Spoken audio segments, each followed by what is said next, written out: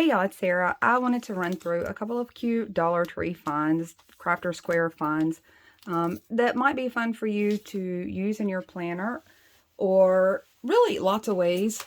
But just a few things that I saw that I thought were pretty cute, and I've already had a chance to play with a few of them, but I wanted to share. First is some clear stamps, some acrylic clear stamps, and I've been asked a couple of times about how these things work.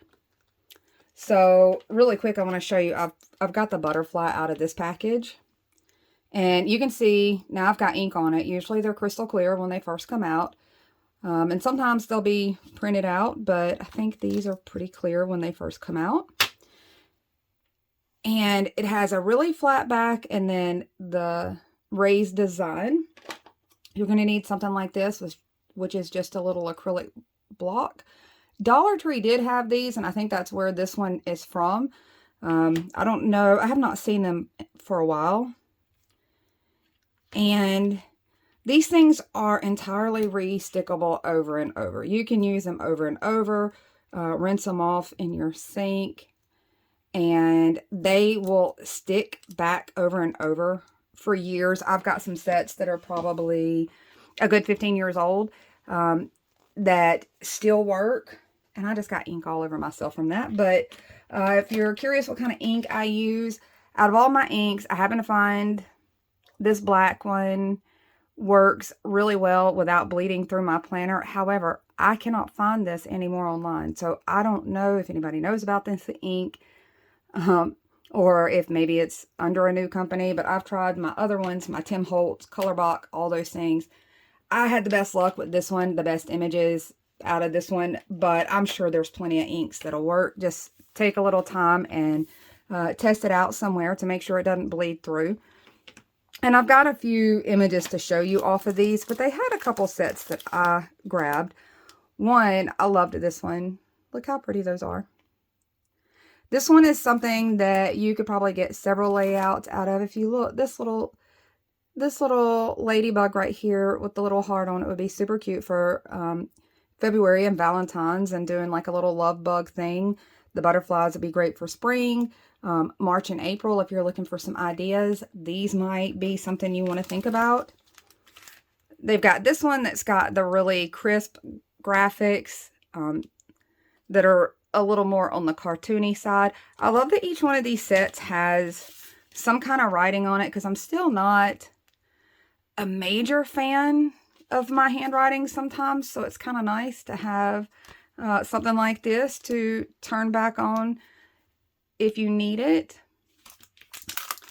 I found this one with the little llamas and the cactus, and a couple cute things, the little circles and the hello and the words. I thought that one was pretty cute. And then I grabbed a couple stencils. This one is very country rustic. It reminds me of the craft painting way back. I didn't necessarily get it for this full image. When I look at stencils, I also look at the components of the stencils to see if it's something that I could use multiple times. One being the little daisies out of this, or I'm assuming that those are supposed to be some kind of daisy. That's something that you could use over and over repetitively, just using the flower portion there. Roses, if you were into those. The leaves and stems, those I find really handy to have. There's a cute heart there that's really handy to have. And the little watering can itself, it's just all together, these components don't really work for me. It's a pretty good size stencil. There's some things about this that I really like. I like getting stencils that have curved, smooth curved lines like this, because I use them for so many things, because I'm not great with lines. The next one that I want to show you is this big giant bee, and he's a pretty good size little fella. And I'll show you the measurements because I've got an example of him. I didn't do the lettering, but I did do the bee, and I think I might end up doing a video on this bee so that you can see how to add details. Honestly, I did not trace out the entire bee, and you can see that I did not do any of this body work here. I didn't do any of this body work here. I left some components out and I added things of my own. And I may, if anybody's interested, do a video like this if you'd like to see the simple ways that I detailed this up to make it look really personal. So let's get a little closer.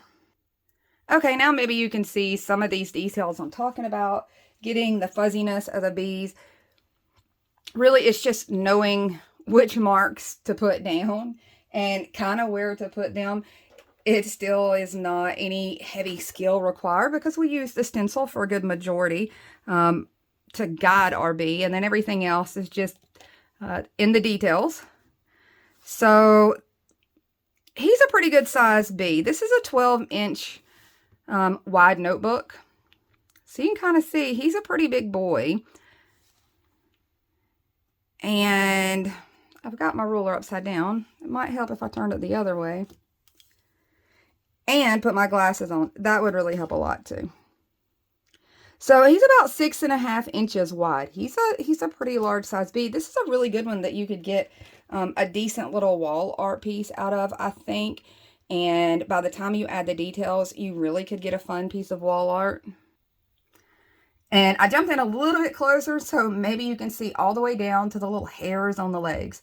That's something that I feel like if I showed in a video, once you saw it being done, you could certainly add all those cute little details yourself.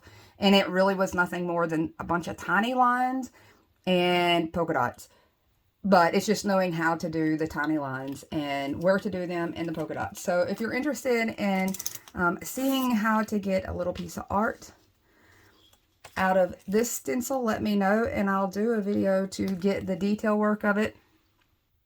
Same thing with any of these. If you want a little more idea about how to enhance some of these stamps you're seeing, let me know and I'll totally pop on and do them. I wanted to share a couple where I played with them. This is I think this is a cabbage rose maybe.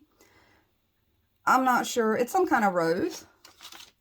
And I wanted to show you what adding a few details to it, just repeating the same stamp, adding a few details to it. And now I've got a pretty good size piece. This is 4.5 inches wide. So it gives me now something instead of this small little stamp there. I've got a pretty good substantial piece. A few little extra details. I added the leaves. They didn't have any leaves. They didn't have any usable leaves in this 12-piece set. So I just hand drew some leaves in and colored them a little bit. This one I kind of fell in love with. If I wanted to sit and try, I probably could do the butterfly shapes myself. But honestly, this was a really quick way to get a lot of details. You can see there's a couple butterflies on here. There's 3 different butterflies on here that I used. I did alter them, and you'll see, like, I drew more to these butterflies. I added a little more. I added more dots. I added more design in them and kind of customized them. I gave them fuzzy little antennas and things like that to get a lot more detail. But I love how these turned out. They were super simple to do. Once the shape was there, I could just go in and really play with it and add whatever details I wanted and make each one a little bit individual while they all still kind of match together. And I'll get a little closer so you can see some of the details. Maybe you can see some of the details this way. So some of them have little fuzzy antennas, and I added tails to them and different dots or different webbing in their patterns. I'm not really sure what that's called, their designs and their wings, but I altered those a little bit with just using a white Signo in some places and just some kind of black pen so that I could add to them a little bit, and colored them all in, highlighted them, and had a lot of fun with them. It was a lot of fun to be able to play with the details more than having to worry about actually getting this many butterflies drawn all over the place. So if you wanted to do a whole spread of cute little butterflies, you really could really simply with a couple of these stamps and just mixing them around and then going in and making them all whatever colors and extra details and adding tails and whatever else you want to do to them.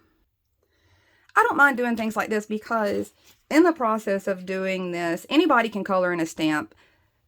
In the process of doing this, I also pick up skills. I pick up learning skills like adding the details or trying to learn more about shading and shadowing and gradiating my colors and those kind of things.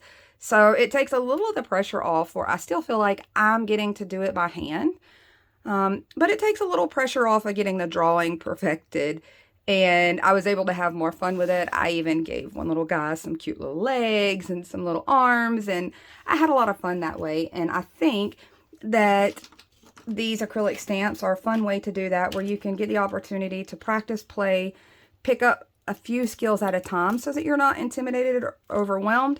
And it's a really good shortcut when you want to do something a little custom looking or a little personalized looking, but you want to do it a little faster than trying to sit and hand doodle everything or every element. This is a really fun way to do it. So that's all I wanted to share. Several ideas off of these. If you happen to compulsively or impulsively buy something like this, you'll likely see me try to show ways to use these and incorporate these with the things that I already do, or use them in other ways. If you want any videos on detailing, adding more, personalizing each one of these stamps, or even coloring ideas for them where you can color them in safely in your happy planner, let me know. Certainly willing to do that. I have fun playing with them. That's all I've got. Talk to you soon. Bye, y'all.